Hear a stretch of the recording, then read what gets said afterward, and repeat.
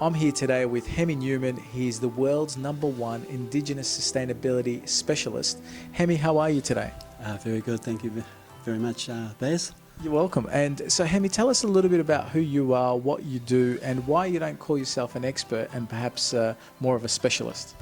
All right, well, first thing is that I'm Indigenous. I was raised in the Old Maori society, and it's a beautiful society that we were brought up and raised to believe that everybody else was more superior to us, right? And when you have this beautiful mindset that everybody is superior to you, you never ever look down your nose at anyone. So when I walk down the street, I see a drug addict, I see a beggar, I look up to them rather than to look down at them. If I call myself an expert, I've elevated myself above our fellow man. So as an Indigenous sustainability, we use specialists. Specialist says I specialise in whatever, but I do not elevate myself over my fellow man. And I think, you're definitely a humble man, and even in your specialty, it comes from a place of passion and a place of great research, because you've connected with different people, as you say, to see what ways you can actually help them and support them. Hence, it's become a specialty and a passion of yours. So tell us, where you've come from and where you're at right now with helping, particularly young people. You've got an incredible, audacious vision here. If you don't mind, I'll share that. It's a wonderful vision to create a happy future for our children and for our children's children from all walks of life without prejudice. Yes, that vision I actually did 6 vision statements, and it was Fraser Tahoe from New Zealand. He's an amazing guy. He's dyslexic. He's a genius. All dyslexic people are geniuses, and he said to me, you need to modify it. And he got me to change a few words, and it just changed the whole dynamics. Because I mentioned the word, it's right there on the wall. I'll read it how I had it, the original one. To create a happy future for our children and for our children's children, both Indigenous and non-Indigenous. And he challenged me. He says, well, why do you need to mention that? Why don't you just say for all children? I said, you're darn right. And without prejudice. So once we put in those words, without prejudice, that means that what we're doing, this beautiful vision, pertains to all children. We don't care whether you are from living in a mansion, we're here for you. We don't care if you're living in a refugee camp, right, in a slum, or in a low-income area. And we don't give a hoot what your religion is, your colour, creed or race or nationality. To us, children are children, they're beautiful, they're wonderful to work with, and we are developing the future, creating a new future for them with the development of micronation-based, safe nation, zero-emission economies, and within those we are doing the rapid mass production of high-tech, upmarket, sustainable villages in paradise for repatriating Indigenous peoples out of these defunct towns and cities plagued with coronavirus out and crime and violence out into the beautiful, pristine wilderness regions of the frontier and emerging markets. And then also we have done the 30-year innovation phase for the development of high-tech, upmarket, sustainable cities in paradise, where we use no fossil fuels and no automobiles anywhere. So it's very efficient, and people can watch it on the Little Black Lives Matter 2 YouTube platform, but you need to put my name, Hemi Newman, behind the Little Black Lives Matter 2, and then you'll find me. And on there you can watch the keynote video on sustainable cities in paradise, and you'll understand how that ties in with this beautiful vision that we have today, which is for all children from all walks of life without prejudice. I know your passion is stemming from your own childhood and upbringing, being a Maori in some of the rougher neighbourhoods in New Zealand, well over, 50 years ago, going back to when you were born in 1957. But, looking at today, in 2020, we've got 2,600 children under the age of 12 on the streets of Perth that are homeless, that need shelter, that need care. I know that this is one of the fuel behind your passion for what you're doing in your initiative. Is there a sustainable community already in place, or is this something that's been built to help and to take in these children? Well, I actually lived in a sustainable community in my infancy. It was in Hawke's Bay in New Zealand, because I'm from the Ngāti Kahungunu Maori tribe. I'm from the old culture. It's a beautiful old culture, and as I said before, we looked up at everybody else. When you live in a community where no one's looking down their nose at you based on racism or the vehicle you drive or the technologies you're using or your degree in sciences or whatever, and they're judging you. But when you come from a beautiful society that I was raised in as a little infant, everybody, regardless of creed, race, nationality, is superior to you. It's a beautiful mindset. So we were brought up in that environment. It was Motiwa Pā in Hawke's Bay, and it was based on the concept of giving without expectation. We'd go to the beach and Dad would say, right, load the truck up with all these mussels and pawas and kinners, and we're chucking the crayfish and everything else because we had abundance in those days. And we go back to Motiwa Pā, we go to the first house, we give them some food, and they were so delighted to see us, right? And this is our conditioning we had. And then we go to the next house and they do the same, but you had to have a feed at each house, otherwise I was turning fatties. But if you dare not leave anyone out because they get upset. Not because of the food you were bringing, but because of the social side, because you missed them out and they wanted to see you. So it was a beautiful community with the concept of giving without expectation. So we learned to give with no expectation whatsoever, and we also learned to receive as the other Maoris that worked out in the orchards came with a trailer load of free fruit, and then they go to the first house and they do what we did. Beautiful, beautiful society, and it was a safe society, and we had social, cultural, ecological and economic sustainability back in those days, because our Maori community at Motiwa Pā, we also provided the workforce for the farmers to harvest all the crops because they never had tractors in those days. So with our sustainable cities in paradise and sustainable villages in paradise, we are like the corporation. We work for the corporation, with the corporation, to do whatever it is to generate the income. So we had a sustainable income, whereas a lot of other communities around New Zealand have a sustainable income. But when the tractors came along, because we used to harvest all the crops in the fields, onions, tomatoes, potatoes, you name it, beans, our whole community went out and harvested them. So we had an income coming in for the community as a joint venture with the local farmers, and that made a lot of people very, very rich. But it was sustainable from an economic perspective as well, whereas a lot of people back in those days were really, really struggling, but not us.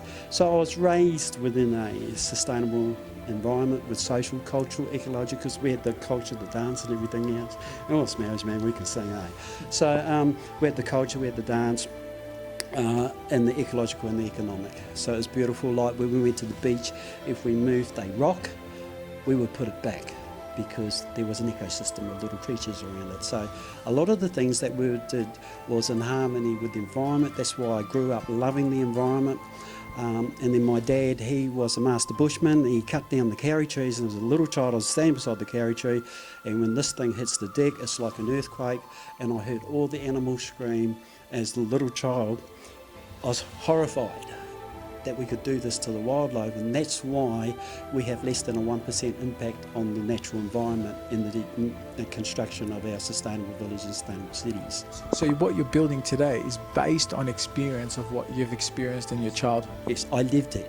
I didn't learn in a university. I do not have a university degree, but Professor Peter Newman is the number one sustainability non-Indigenous expert, and he's called an expert. I'm called a specialist. I don't elevate.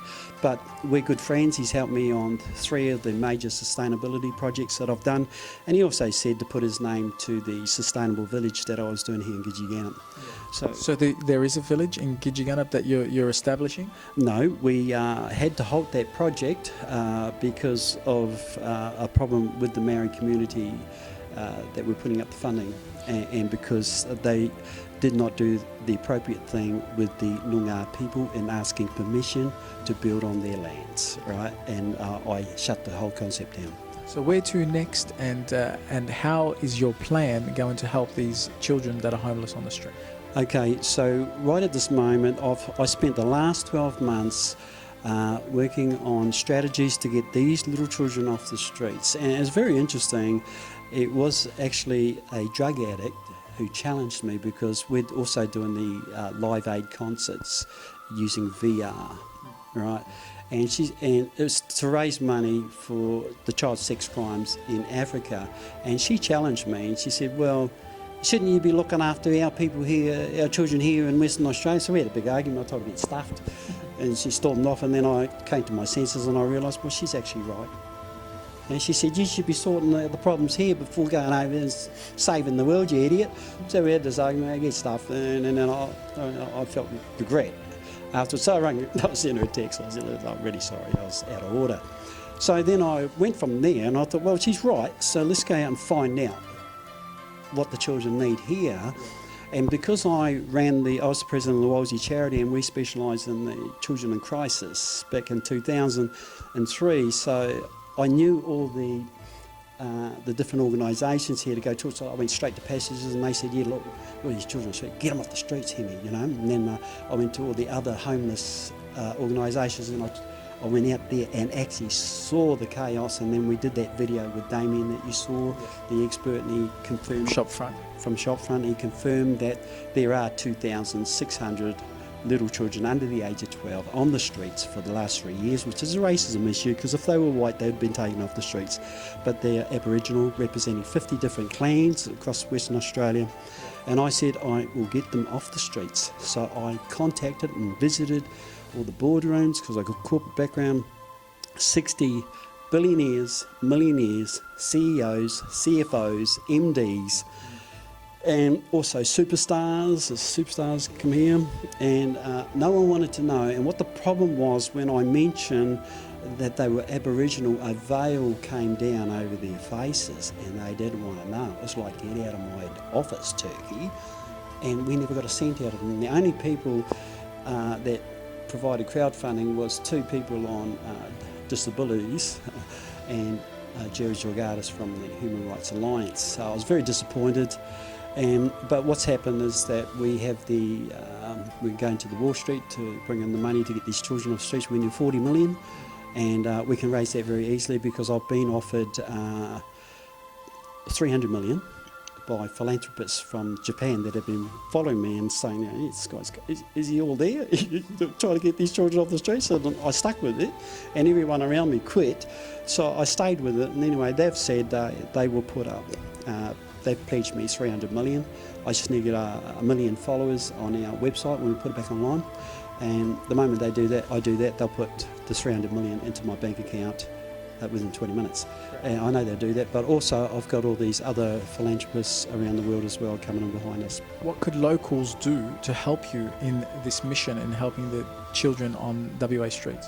Well, what they could do is check out Little Black Lives Matter 2. I came in behind, it was, we were calling it the Live Aid Revolution to help all children, and particularly against these child sex crimes. So then I thought, no, why don't we piggyback off the Black Lives Matter, because these are Little Black Lives, and call it Little Black Lives Matter 2. So that's on YouTube? That's the YouTube channel. Yeah. There's very few videos on there because I took them all off, because I don't want followers following me, I want followers following my followers. So I've said to people, look, download a select number, about half a dozen. I said, download these videos to your digital device and then upload it to your Facebook and teach everyone what I'm talking about.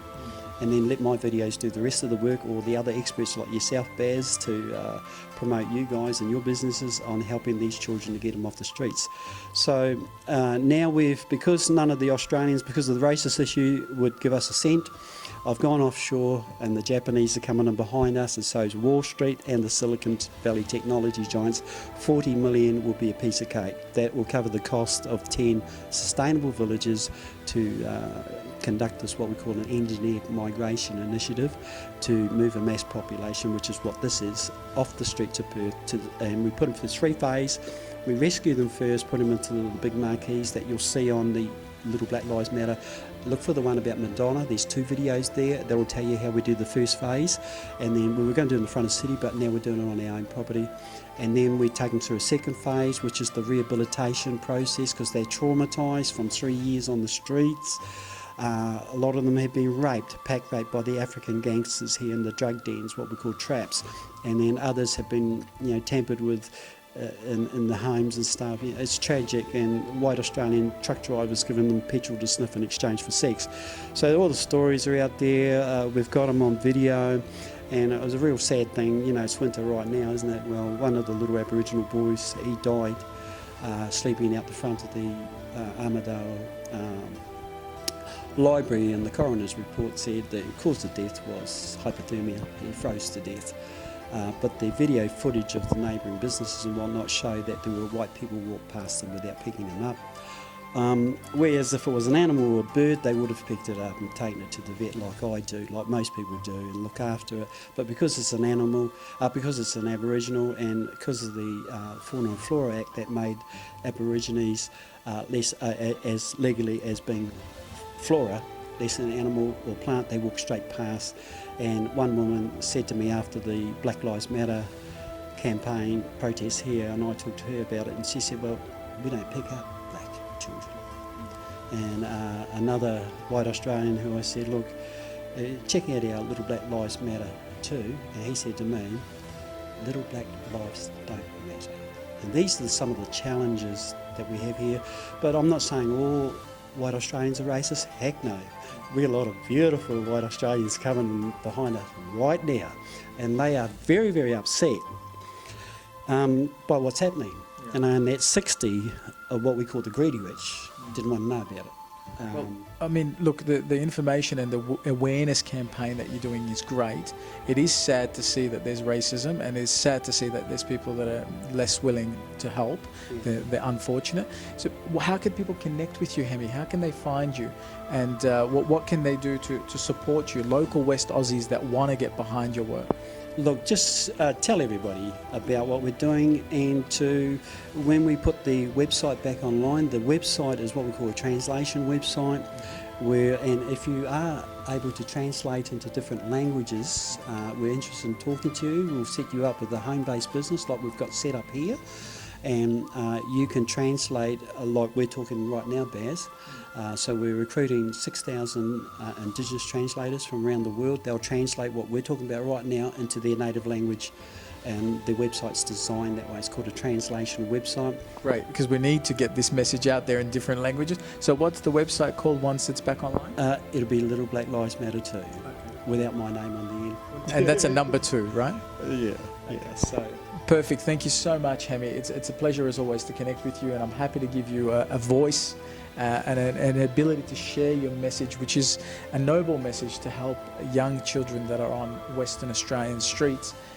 We are a first world country, and with these kind of stories, it definitely makes me feel like we're slipping into third world very rapidly. Thank you for watching, and please do connect and support Hemi's mission here with helping the children that are on our streets. Thank you, everybody.